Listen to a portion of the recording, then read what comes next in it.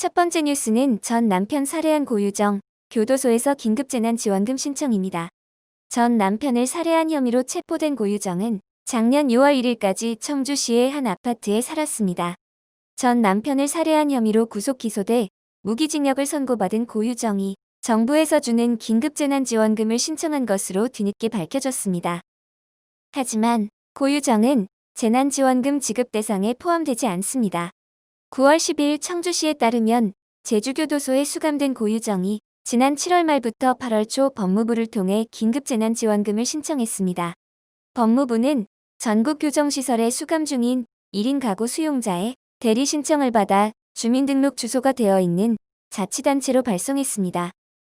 수용자는 1인 가구의 단독 세대주만 1차 긴급재난지원금 40만 원을 받을 수 있습니다.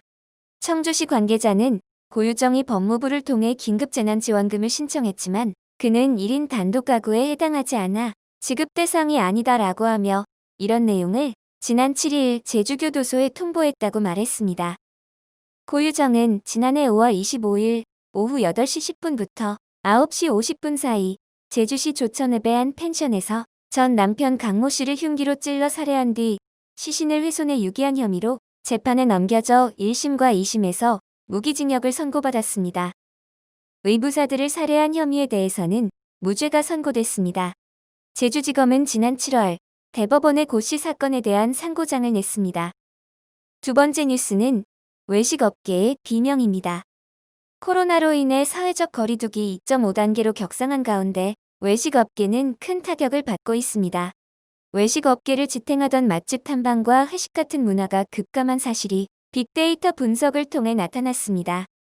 소상공인 시장진흥공단 분석 시스템에 따르면 올해 6월 8일부터 이달 7일까지 3개월간 SNS의 맛집 언급량이 16.77% 감소했습니다. 최근 3개월은 여름 휴가 기간이 포함됐음에도 불구하고 맛집 언급이 줄었다는 것은 그만큼 코로나 재확산으로 찾아가는 외식 수요가 줄었다는 것으로 이해할 수 있습니다. 같은 기간 회식 언급은 27.33% 줄었고 외식은 25.41% 감소했습니다. 이와는 대조적으로 코로나 재확산으로 배달과 테이크아웃 같은 키워드는 언급량이 증가했습니다. 수도권 지역 내 프랜차이즈 카페 내부 취식이 금지되고 오후 9시부터는 일반 음식점 외식도 불가능해지면서 배달과 포장으로 수요가 몰렸음을 추측할 수 있습니다. 한국외식업중앙회 관계자는 수도권 지역 오후 9시의 식당 영업 제한이 치명적인 매출 감소로 이어지고 있다라고 했으며 코로나가 진정된다면 다소 분위기가 살아나긴 하겠지만 자영업자들은 이미 받은 대출금도 거의 소진돼 임대료 및 인건비를 충당하기가 막막한 상황입니다. 마지막 뉴스는 죽고 다치고 방치되고 촬영 현장 동물들 소품처럼 쓰여입니다. 동물을 촬영한 경험이 있는 미디어 종사자 절반 이상은 별다른 가이드라인이 없는 상태에서 동물 촬영을 진행했다는 동물보호단체 조사 결과가 나왔습니다.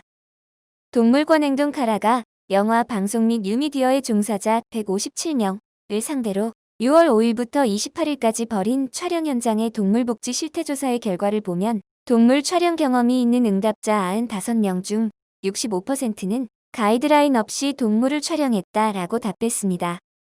촬영 현장 근처의 동물병원 위치를 사전에 파악했다라는 답변은 20%에 불과했습니다.